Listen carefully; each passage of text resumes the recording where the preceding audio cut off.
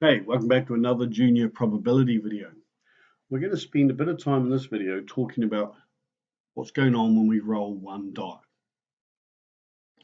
Now, a die, spelled D-I-E, is a mathematical cube that is numbered from 1 to 6 on all its sides, all its faces. When we have more than one die, we refer to it as dice.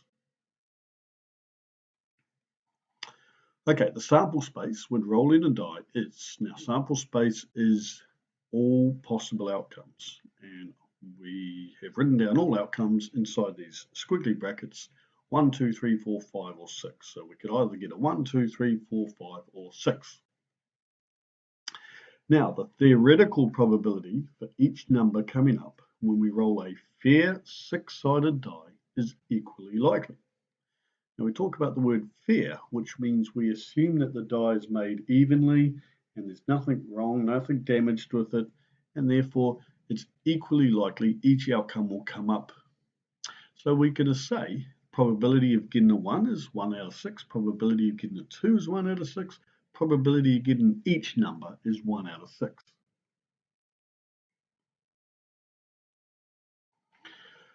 However, when we conduct an experiment by rolling a die a certain number of times, we know our experimental probability does not always agree with our theoretical probability.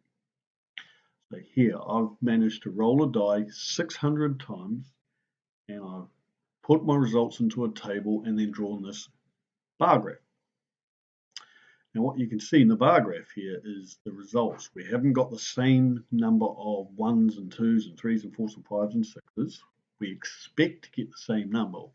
If I rolled it 600 times, I expect to get 100 of each, 100 1s, 100 2s, 100 3s, 100 4s, 100 5s, 100 6s.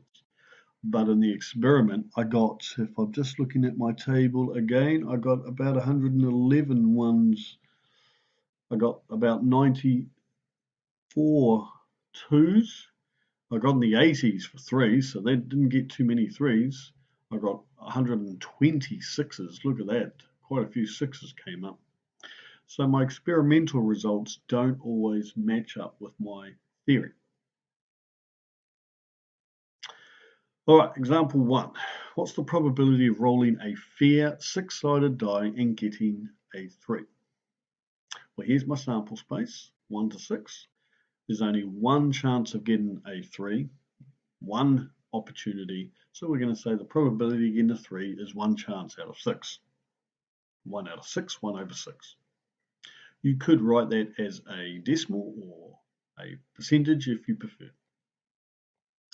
Right, example 2. What's the probability of rolling a fair six-sided die and getting a 9? Well, here's my sample space from 1 to 6. There is no 9 in the sample space. We can't get a 9 if I roll one die. So the probability is just 0 out of 6. 0 out of 6 is just 0 or 0%.